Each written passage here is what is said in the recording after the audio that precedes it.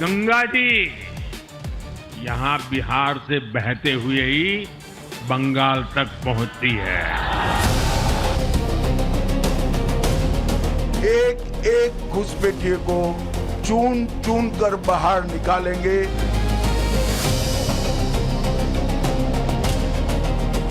Ghost voter अगर नहीं रहेगा तो टीएमसी भी नहीं रहेगा।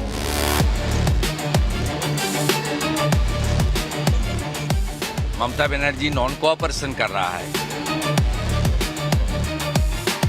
और अब एसआईआर शुरू होने के बाद जो है हर कोई अपना बोरिया बिस्तरा बांधकर बांग्लादेश की ओर वापस जा रहे हैं। इंडी गठबंधन ने मोदी के खिलाफ पिछले 6 महीने में पूरी ताकत लगा डाली, सारा माहौल बना लिया, लेकिन नरेंद्र मोदी ने एक ही झटके में ऐसा धमाका किया कि इंडी गठबंधन की धज्जियां उड़ने लगी। बिहार में सरकार को सेट करने के बाद पीएम मोदी 3 दिन के दौरे पर विदेश निकल गए। इधर पीएम मोदी देश से विदेश के दौरे पर निकले और उधर इंडी गठबंधन पीएम मोदी को रोकने के लिए नए नए प्लान बनाने में जुट गया। राहुल गांधी पूरी ताकत से नई सियासी लड़ाई की तैयारी में लग गए हैं और पीएम मोदी के खिलाफ राहुल गांधी ने 5 करोड़ वाला कौन सा प्लान बनाया है वो मैं आपको बताऊंगा। साथ ही यूपी में अखिलेश यादव ने कौन सा नया आरोप लगाकर बीजेपी को फंसाया है उसके बारे में भी बताऊंगा। इधर कई दिनों से चुप्पी के बाद ममता बनर्जी भी फुल फॉर्म में क्यों आ गई हैं और पीएम मोदी को रोकने के लिए ममता बनर्जी ने भी क्या बड़ा प्लान बनाया है ये भी आपको बताऊंगा। वैसे तो बंगाल का चुनाव दूर है, लेकिन राहुल गांधी से लेकर ममता बनर्जी तक के खेमे में अभी से खलबली मची हुई है, क्योंकि बंगाल से वो तस्वीरें आ रही है जिन्होंने विपक्ष के पूरे एजेंडे पर ही एक तरीके से रोड रोलर चला दिया है। बंगाल में जिस तरह से अवैध बांग्लादेशी उल्टे पांव भाग रहे हैं वो तस्वीरें सबको हैरान कर रही है। जिस एसआईआर को लेकर विपक्ष ने इतना बवाल काटा हुआ है, उस एसआईआर के शुरू होते ही 20-30 साल से भारत में धर्मशाला समझकर रह रहे अवैध बांग्लादेशी उल्टे पांव भाग रहे हैं और इनकी वापसी से इंडी गठबंधन टेंशन में है, क्योंकि एक तो इंडी गठबंधन ने जो एसआईआर को आधार बनाकर पीएम मोदी के खिलाफ वोट चोरी का वाला नैरेटिव चलाया था वो बिहार के बाद बंगाल में भी कमजोर पड़ने लगा है।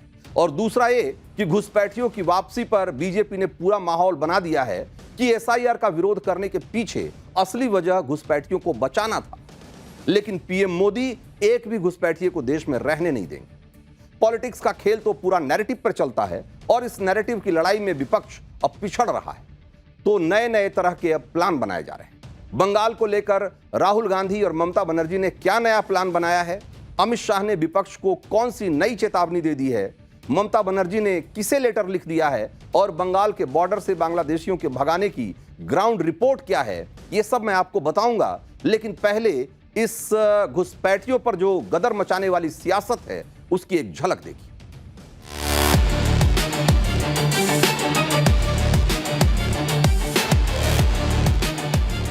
गंगा जी यहाँ बिहार से बहते हुए ही बंगाल तक पहुंचती है।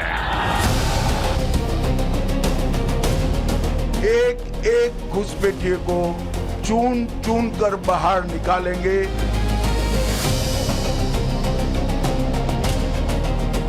घोस्ट वोटर अगर नहीं रहेगा तो टीएमसी भी नहीं रहेगा।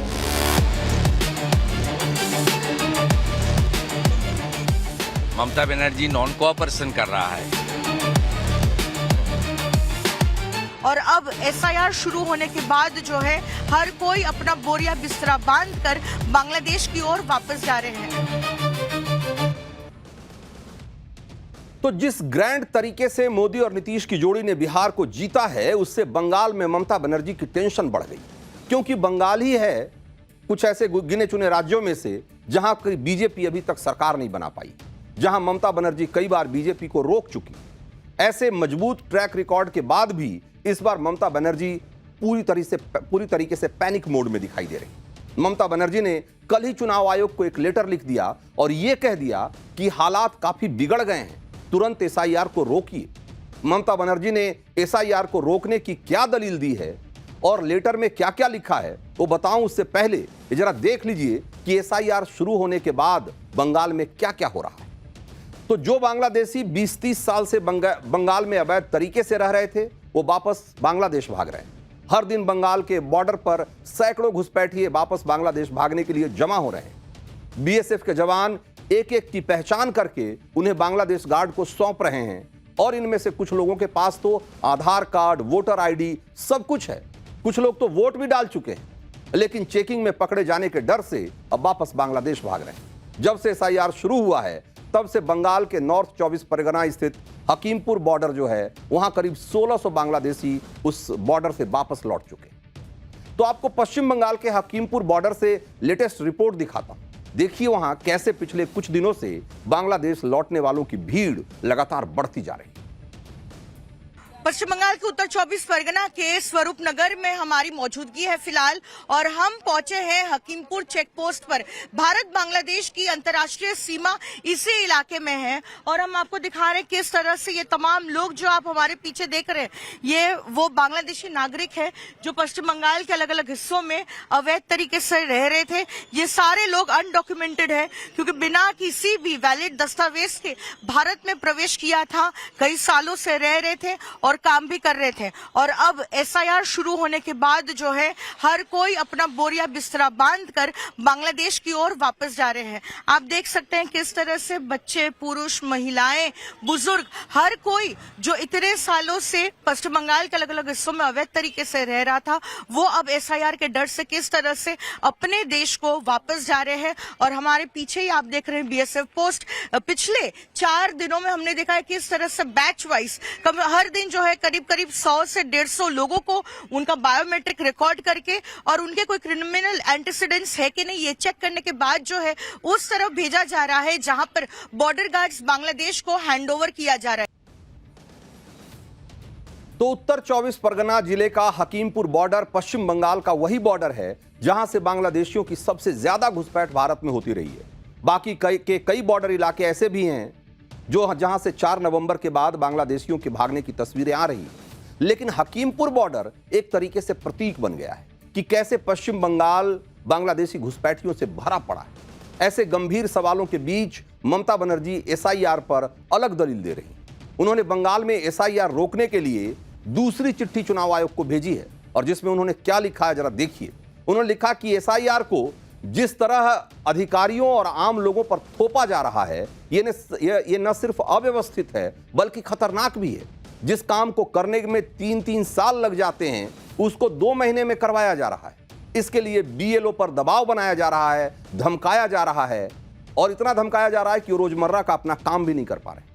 अभी खेती का सीजन होने के कारण किसान मजदूरों के लिए एसआईआर की प्रक्रिया में हिस्सा लेना मुश्किल है और प्रशिक्षण की कमी, सर्वर की गड़बड़ियां और बार बार डेटा मैच नहीं होने से बीएलओ को लगातार दिक्कतें आ रही। 4 दिसंबर तक सही डेटा अपलोड करना बिल्कुल नामुमकिन है और इससे सही वोटर का नाम सूची से कट सकता है। एसआईआर के तनाव के कारण बीएलओ की मौत हो रही है, उनके सुसाइड के मामले भी सामने आ रहे हैं। ये सब कुछ ममता बनर्जी ने जो चुनाव आयोग को चिट्ठी लिखी है उसमें उन्होंने लिखा है। इधर ममता बनर्जी कह रही है कि एसआईआर को तुरंत ब्रेक लगाओ और यह बहुत खतरनाक है। और उधर गृह मंत्री अमित शाह ने पलटवार करते हुए याद दिलाया कि बिहार में भी एसआईआर के खिलाफ विपक्ष ने यही गलती की थी और जनता ने साथ नहीं दिया था।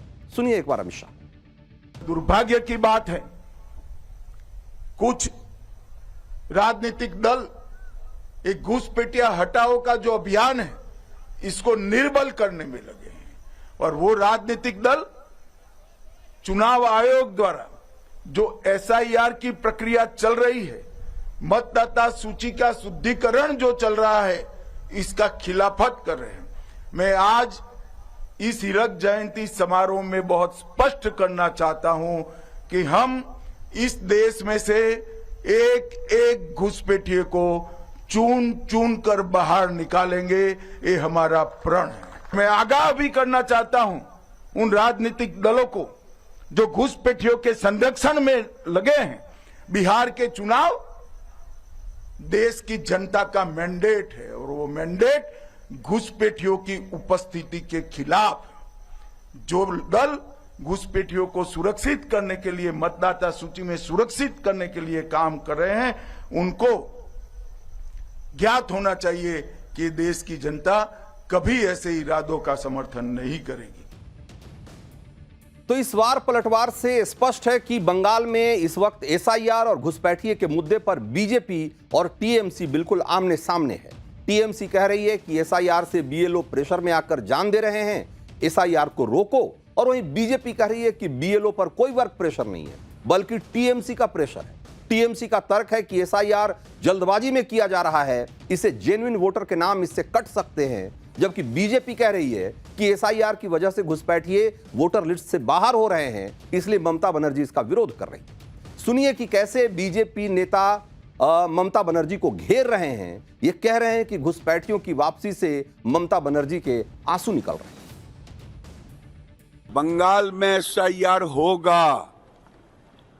बंगाल में जंगल राज को समाप्त किया जाएगा। अब बंगाल से बांग्लादेशी और रोहिंग्या मुसलमानों को निकाला जाएगा।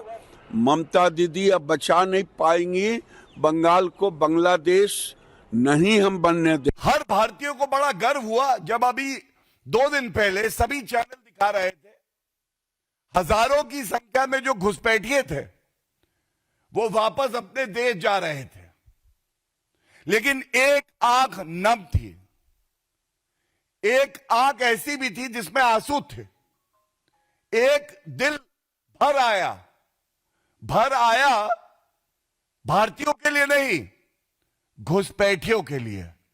और वो व्यक्ति आदरणीय ममता बनर्जी जी थी। उनको लगा ये तो मेरा वोट भाग रहा है। तो बीजेपी और टीएमसी की जंग में एक बड़ा मुद्दा बीएलओ यानी कि बूथ लेवल ऑफिसर की मौत का भी है, जिसको लेकर टीएमसी का यह कहना है कि बीएलओ पर चुनाव आयोग ने इतना काम लाद दिया है कि वो वर्क प्रेशर में जान दे रहे हैं। हालांकि बीजेपी का तर्क है कि बीएलओ टीएमसी माफिया से असल में डरे हुए हैं। बीजेपी का कहना है कि बीएलओ की मौत को लेकर ममता बनर्जी बिल्कुल झूठ बोल रही हैं। बीजेपी का आरोप यह भी है कि टीएमसी के गुंडे असल में बीएलओ को धमका रहे हैं। बीएलओ राज्य सरकार के कर्मचारी हैं और उस पर टीएमसी के गुंडे बेवजह दबाव बना रहे हैं। बीएलओ से कहा जा रहा है कि वो चुनाव आयोग के नियमों को न माने। बीजेपी का तर्क है कि बिहार में भी एसआईआर हुआ, वहां तो बीएलओ के साथ ऐसा कुछ भी नहीं हुआ। सुनिए बीजेपी के नेता क्या कह रहे हैं इस पर। लेकिन जिस तरह से ममता बनर्जी और तृणमूल कांग्रेस इसको साबोटेज करने का प्रयास कर रहा है, बीएलओ का ऊपर प्रेशराइज कर रहा है कि गलत तरीके से जो लोगों का नाम नहीं रहना चाहिए वोटर लिस्ट पे, उन लोगों का नाम रखने के लिए प्रेशराइज कर रहा है बीएलओ को, और जिस कारण से बीएलओ दूसरा रास्ता चुन रहा है। इसके लिए किसी को अगर जिम्मेदार ठहराया जाए तो वो ममता बनर्जी और ममता बनर्जी की पार्टी तृणमूल कांग्रेस है।